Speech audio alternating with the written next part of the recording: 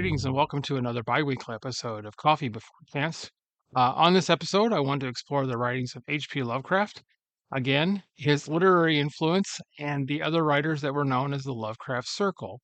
You may not have read or even heard of H.P. Lovecraft and the others I will be going over today. Nevertheless, they were all a profound influence on modern horror from writers like Stephen King, Ryan Lumley, Ramsey Campbell, as well as Clive Barker. Although today the subject is Lovecraft's literary influence, he also was a big influence on horror films from the 60s to present day. That, however, is an episode all of its own. Before we jump into the Eldritch pool, so to speak, first a message from the sponsor of today's episode. The sponsor for today's Coffee Before Pants video is The Book Deal, Madison's premier place to find new and used books. With over 30,000 books in every category, you are sure to find your next book for your TBR list. I go there almost every weekend and never fail to find something to read. That's The Book Deal, 3822 Mineral Point Road in Madison, Wisconsin. They also have online shopping at thebookdeal.com. First, of course, let's talk about H.P. Lovecraft himself. He was born August 20th, 1890 in Providence, Rhode Island. He spent the majority of his brief life in New England. He lived for a short time in New York, but his stay was apparently detrimental to both his meager finances and his mental state. Within 2 years, Lovecraft moved back to Providence. I can understand the bustling city of New York, even then, would wear thin on someone who spent their life in a slower paced environment. Moving back to Rhode Island was most likely the most beneficial. It was there that he wrote his most famous works, The Call of Cthulhu, At the Mountains of Madness, The Shadow over Innsmouth, and The Shadow Out of Time. He remained active as a writer for the next 11 years until his death in 1937 from intestinal cancer. In his writing, Lovecraft's work was predominantly set in a fictionalized version of New England. His writing was rooted in cosmicism, which posits that humans are but an insignificant part of the universe as a whole and might be swept away at any moment's notice. Pretty bleak outlook on life. Lovecraft, however, turned this dim belief into a universe all of its own, creating a large body of work called the Cthulhu mythos, named by later authors after Lovecraft's death. This mythos is based on the idea that human beings were not the first intelligent beings on the earth. Millennia prior, there were the Ancient Ones who roamed the earth as gods. Not all Lovecraft stories dealt with the Cthulhu mythos. Some of his stories were just plain horror. He gained attention from his being published in pulp magazines such as Weird Tales. Unfortunately, Lovecraft did not get to witness any financial gain from his writing beyond the paltry sums that he received from the pulp magazines. So during Lovecraft's short life and writing career, he became friends with and contemporaries with several, like-minded writers. These were writers who were also published in Weird Tales magazine. It is unclear who initiated the correspondence with each of them, but just remember, Lovecraft was fairly isolated from those around him. He most likely sought out kindred spirits, as it were. And where else to find like-minded writers than in the magazine that they were all featured in?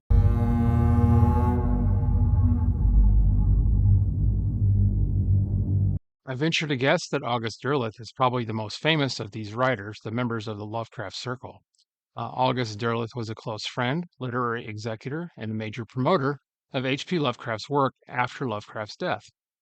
Derleth's relationship with Lovecraft was multifaceted, involving correspondence, posthumous collaborations, as he called them, and the formalization of the Cthulhu mythos.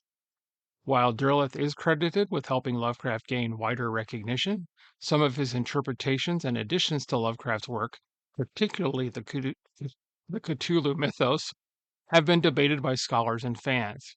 Derleth took several of Lovecraft's fragments and notes after Lovecraft's death and built upon these. He called these stories, as I said before, posthumous collaborations. The authorship, when they were published, stated they were by Lovecraft and Derleth, or Lovecraft with Derleth, and there was a total of 16 stories.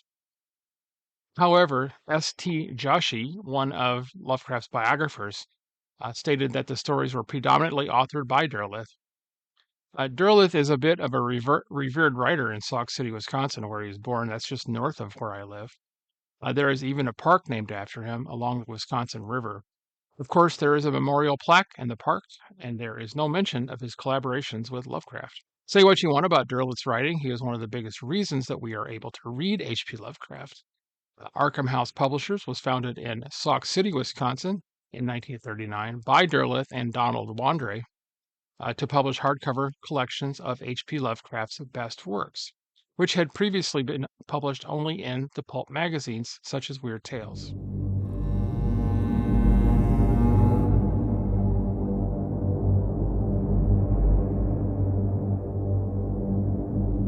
The next member of the Lovecraft Circle is Clark Ashton Smith.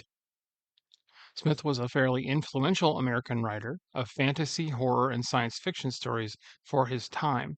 He was one of the Weird Tales Big Three, along with Lovecraft and Robert E. Howard. Lovecraft himself cited Smith as an influence prior to them becoming correspondents and friends. Author Ray Bradbury also revered Smith as an influence, stating that Smith filled my mind with incredible worlds, impossible beautiful cities, and still more fantastic creatures. Smith and Lovecraft's literary friendship lasted from 1922 until Lovecraft's death in 1937. His work is marked with ornate and rich vocabulary and a vein of dark, sardonic humor. Clark Ashton Smith was a fairly prolific writer, focusing mostly on short stories and poetry. He was also an artist and provided illustrations for Lovecraft's The Lurking Fear. He apparently was a bit of a prodigy and a savant as well. His formal education was limited. He only attended 8 years of grammar school and never went to high school.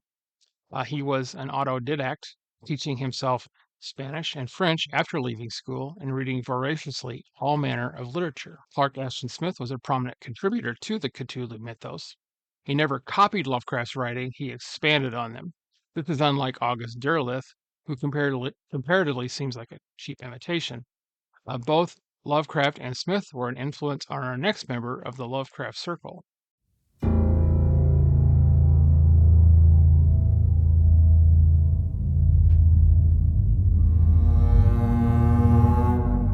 Chances are, if you are a fan of sword and sorcery fiction, you know who Robert E. Howard was.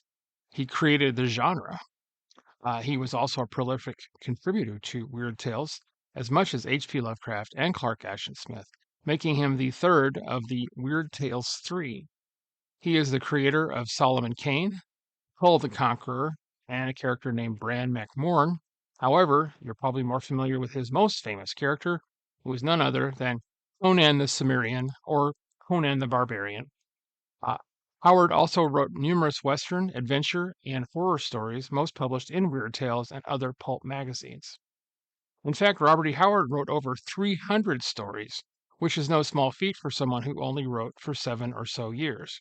One of my favorite stories outside of the Conan tales, and yes, I read them all in school, junior high school, and high school, the story is a tidy little horror story called The Pigeons from Hell. It's seriously creepy. Do you know about the early 1960s TV series Thriller, hosted by Boris Karloff? Pigeons from Hell was one of the short stories they adapted, and it was one of the best.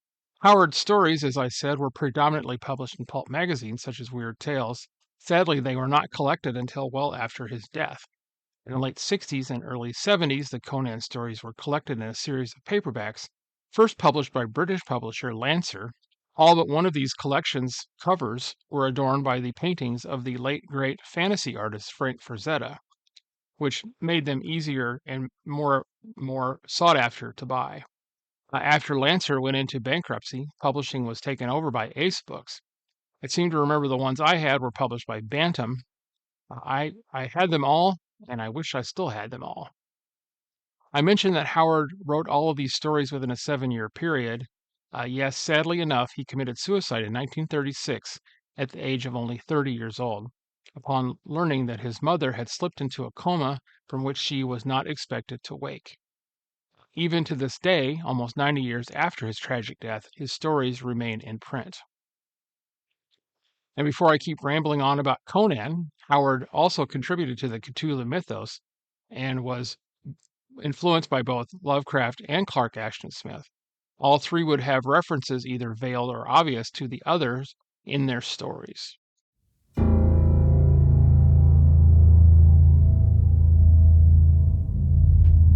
I mentioned this next writer in the previous podcast, 14 Writers That Aren't Stephen King, and it's Robert Bloch. Robert Bloch was born April 15th, 1917, in Chicago, Illinois.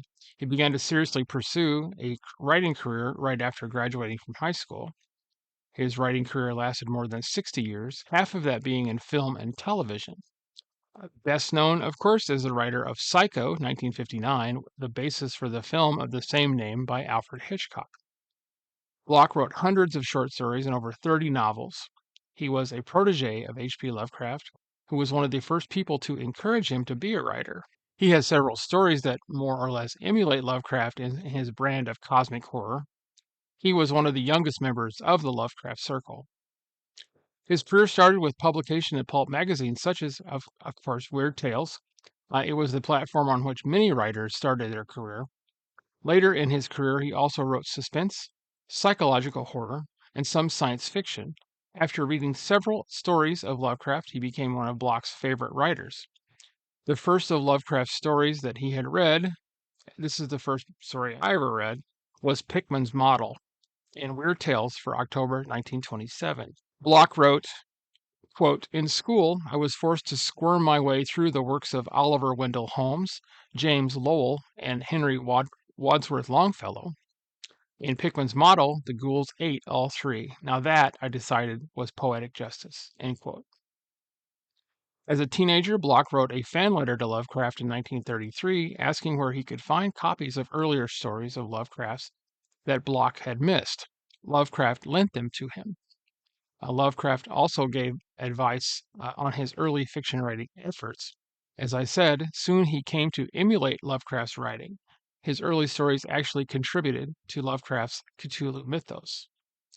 Bloch was also a prolific screenwriter, mostly for horror films, including Asylum, The House That Dripped Blood, both anthology films, as well as The Night Walker with Barbara Stanwyck and Robert Taylor. I watched that one as a kid, and honestly, it gave me nightmares for weeks. Anyone remember the movie Straitjacket with Joan Crawford?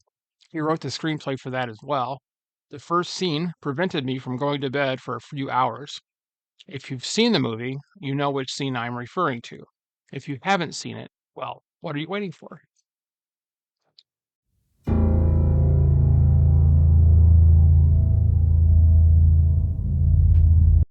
And Frank Belknap Long is the next member of the Lovecraft Circle I want to talk about. Long was an American writer of horror fiction, fantasy, science fiction, poetry, gothic romance, comics, and nonfiction. Though his writing career spanned 7 decades, he's best known for his horror and science fiction stories, including contributions to, yes, the Cthulhu mythos, alongside his friend H.P. Lovecraft. There was a short story Long wrote entitled The Eye Above the Mantle that caught Lovecraft's notice, sparking a friendship and correspondence that lasted until Lovecraft's death in 1937. Long wrote a memoir of H.P. Lovecraft titled H.P. Lovecraft, Dreamer on the Night Side. It was first published by Arkham House in 1975. There's Arkham House again.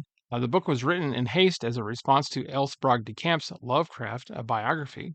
Long felt that the book was biased against Lovecraft. Many writers have found inspiration in the stories of H.P. Lovecraft. The writers I have presented to you today, though, actually knew Lovecraft and were more than just fellow writers, but friends as well. I want to add a kind of a side note about a book that is mentioned innumerable times in Lovecraft's stories, and you've probably heard it before. It's the Necronomicon. It was allegedly written in or around 700 Common Era by the mad Arab Abdul al-Hazred, despite many thinking that it was a real book and had to be sought out. Well, no. It was solely the creation of H.P. Lovecraft for his stories. He even confessed toward the end of his life that there wasn't really a Necronomicon.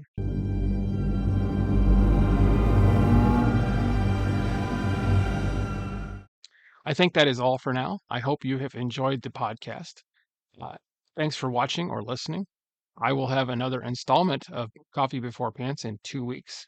Also, if you like history, be sure to check out my weekly feature, Culture Cafe, the week in literary, film, and music history presented every Sunday. Until then, I hope you have a great day. I hope you find a great book to read. I hope you read some Lovecraft and others. Don't forget to support your local and independent bookstore and your public library. Take care. One more thing before I go, if you'd like to know more about the authors that I've outlined today or highlighted today, there is an H.P. Lovecraft wiki for fandom, and I will put the link down in the bottom in the comment section. Have a good night.